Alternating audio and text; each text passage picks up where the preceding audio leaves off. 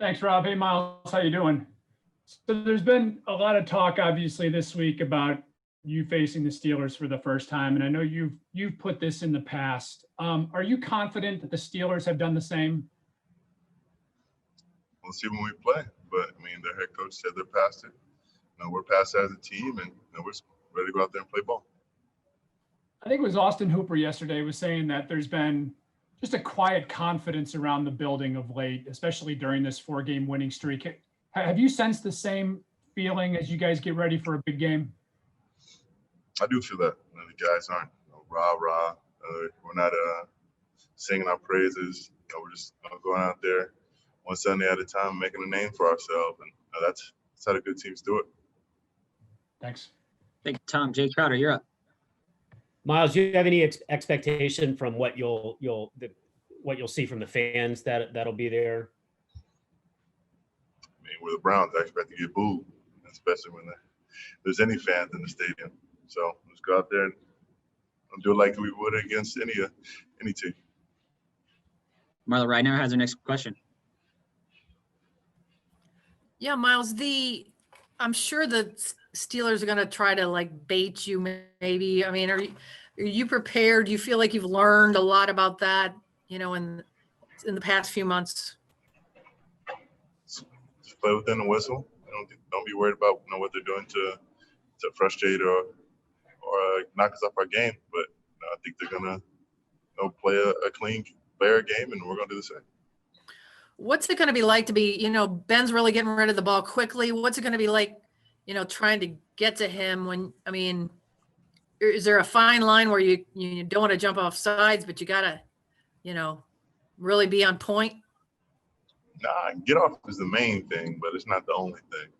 So, I mean, we'll get our chances where he'll hold on to the ball a little bit more, or we'll confuse him and have him looking at our coverage instead of us, and try to get the ball out on him. But we'll have opportunities, and we just got to make sure that we're there when he tucks it or he pumps it. Thank you. Thank you, Marla. Tony Grossi, you're up. Hey, Myles, on the night you were drafted, you showed a amazing awareness that Ben was the nemesis of this franchise, and you joked that you're coming to chop him down. Now, because of circumstances, you've only been involved in 3 games with Ben, and he is 2-0-1 in those games. So do you look at it as unfinished business to chop him down and just defeat him before he retires? I feel like I've gotten him a couple of times personally, but us as a team, we got to pick it up and get some wins in their house. We got some confidence going in, and I know they're confident with the record that they have, and it'll be a good AFC matchup. So I believe in the guys we have in our room. I think we can beat them. And it looks like one of the improvements in your game this year has been to amp up your pass rush while still staying within the rules. You've been very disciplined, haven't drawn a personal foul. Even some of those were flimsy on you in the past, but how much effort or work or concentration have you done in the off season and in the season to avoiding those cheap personal foul flags? Just trying to, not leaving the refs' hands. Sometimes I feel like they thought it was an iffy call, and I don't want to have them thinking that I'm trying to pull him down late or whatever I'm doing. I'm trying to take him to the ground cleanly. If he's falling out, try to fall to the side, or he falls on me, or whatever it is. Not allow them to take away a big play from us. Thank you. New York, your line is open. Hey, Myles, good to see you. I'm just wondering if you think heading in that, if emotions run high, you're ready for that, ready to handle it in the best way possible, and if you're bracing for the need to do that. I'm just ready to play, between the 6 seconds that the average play lasts. So after that, that's on them. I'm walk away from any situation that we have, and whenever we're about to snap the ball again, I'll be there. Do you think that with only 5,000 some fans there, that it'll be easier to keep emotions in check? You won't feel that atmosphere as much? As a football player, you're not supposed to let the atmosphere affect you. I feel like that's how you are as an athlete. You know, you're going into either a home crowd or a away crowd. You got to play within yourself and allow those emotions to remain inside of you, but not guide you or your actions. So just play how you always have, no matter if someone's there or no one's there. Mary Kay Cabot, you have our next question. Hey, Myles, you had mentioned that you would possibly be interested in clearing the air with Mason Rudolph. Obviously, this is going to be the first opportunity that you would have to actually see him on a football field or shake hands with him or do whatever you might try to do. So I'm just wondering, have you thought about, will you possibly try to approach him maybe before the game and say anything? Haven't thought about it. Focus on how I'm gonna get to Ben, but I'll cross that bridge when I come to it, whether that's down the road or whenever we see each other. I'm focused on our game plan and getting the win. That comes secondary. Thank you. Thanks, Mary Kay. Jeff Shadell, you're up. Hey, Myles, I was wondering, all the attention teams are paying to you to try to stop you from getting the quarterback.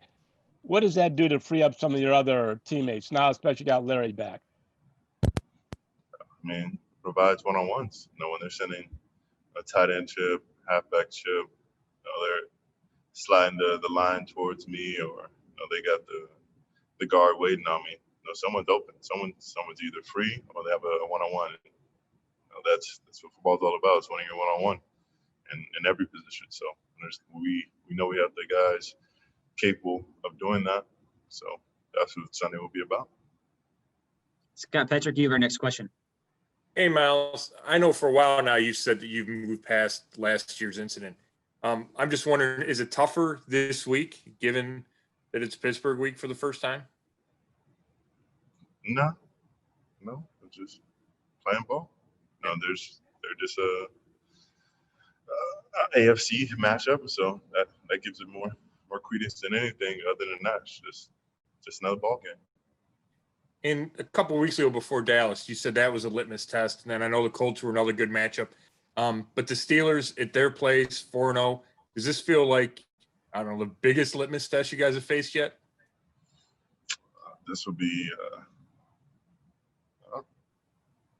a defining game for both of us. So how the rest of the season will play out will probably be resting on this game because of how much important it plays for what will be out in the division and who will fall. Thank you. Daryl Ryder, you're up. Hey, Myles, I got two questions for you. First, what did the Browns' support for you during the whole ordeal mean to you, and how much did that help you move past? It meant a lot. They stuck by me through that time, and that's all you can ask for from an organization. But like I've said, we're past that. That was last year. None of that remains for either side. We're just focused on winning games. And focusing on this year, you've talked about, you've been pretty open about wanting to be one of the forces that gets this franchise turned around. And the Browns haven't won in Pittsburgh in 16 years. What do you think a win Sunday could do for not only the team, but, the organization as you guys continue to turn this thing around? They can definitely energize the fans here and the franchise. Seeing that, they're a team that's ranked ahead of us right now in the AFC and in most rankings. So we get a win there. That most people would give us some respect. They're this year as a legit team across the league, and from then on, we have to prove it. Week in and week out. It doesn't stop then. Marla Ridenour, you're up. I just want to ask one quick thing about Larry. Coach Kiffin just said Larry is kind of the guy that holds this thing together. Do you think he's almost, just his value? Can you speak to that? I would assume you might agree. Heck yeah. He's our best run defender. He's one of the most hardworking guys, passionate, He's a vocal leader. He also leads by example. I love the way he plays. I came in with him, and I'm happy to have him on my side. It'd be tough seeing him work with somebody else making those big plays, and so he's a dog, and it's a blessing he landed on the Browns with me. So it has to be big for you a big boost to have him back for you. Absolutely. I know my dog's in there. He's eating, he's hunting. He's making it difficult for them to get anything started on the inside. That's all I can ask for. Then I just got to do my job on the outside, setting the edge, and making it a tough day for Ben to look downfield. Thank you. Thank you, Mark. We'll go to Mary Kay, and we need to make this our last question. Mary Kay, your line's open. Hey, Myles, on the other side of the field is one of your biggest challengers for NFL Defensive Player of the Year in TJ Watt. Just what do you think of TJ's game? Do you pay pretty close attention to you? Do you watch him and what do you think of him? He's a Watt, so I feel like he's already kind of different. He's had that tutelage from his brother.